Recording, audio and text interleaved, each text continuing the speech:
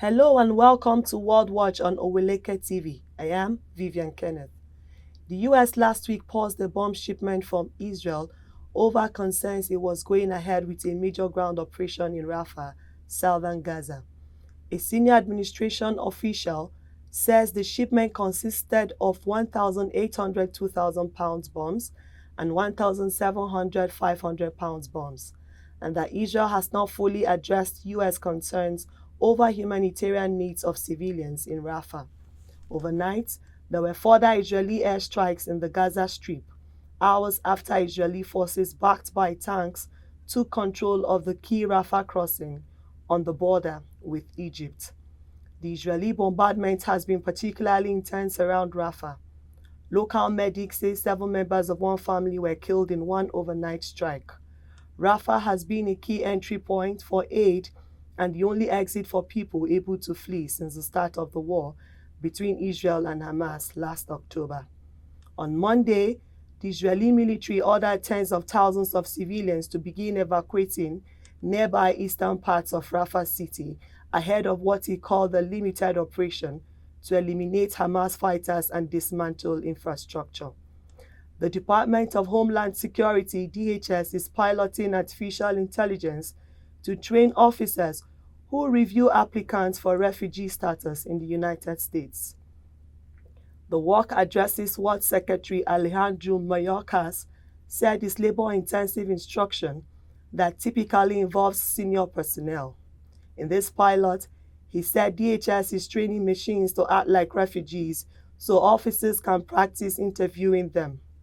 Refugee applicants, given the trauma they have endured, are reticent to be forthcoming in describing that trauma, he said.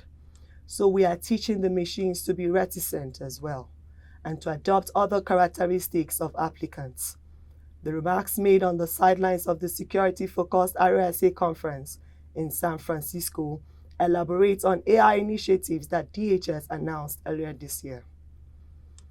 The department has said it planned to develop an interactive app to supplement its training of immigration officers, drawing on so-called generative AI that creates novel content based on past data. DHS said AI will not make immigration decisions themselves, but will know country-specific conditions and other information to help officers. Ukrainian energy facilities in 6 regions were bombarded early Wednesday by a Russian air attack, an hours-long strike that included dozens of missiles and drones, Ukrainian officials said. Russia launched at least 21 attack drones, including Iranian-made shared drones, along with about 55 missiles.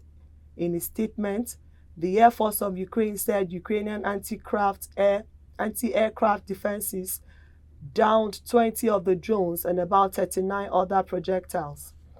The attack on Wednesday ranked among the widespread assaults on Ukrainians' energy infrastructure since March 22, 2024, when Russia launched its largest attack on Ukrainian energy infrastructure since the war began. 44 cholera cases have been reported in Kenya's Tana River County as flooding raises the risk of spread of waterborne diseases. A statement by the World Health Organization (WHO), which cites the numbers, says Kenyan officials reported by WHO and other agencies have been monitoring the health situation and response around the country in the wake of the floods. The flooding has affected more than 250,000 people, with 228 deaths recorded across the country. Tana River is one of the most affected counties by the flooding. On Tuesday, Kenya's Health Principal Secretary, Mary Motani, said there was grave danger of water diseases becoming a disaster if not addressed in time.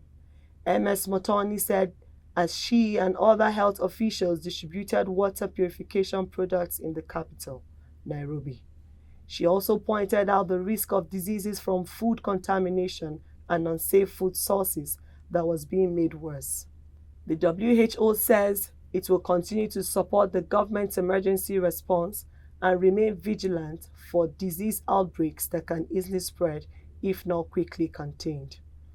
The WHO has also procured around 87 cholera, 58 interagency, and 20 pneumonia kits that are being distributed to key counties and can treat around 10,000 people. And that is all we have for you on the World Watch. I am Vivian Kenneth. Thank you for watching. Follow us on our social media handles at OWELEKETV. Visit our website at www.oweleke.tv for a thrilling journey. OWELEKETV, rising star at the fairground.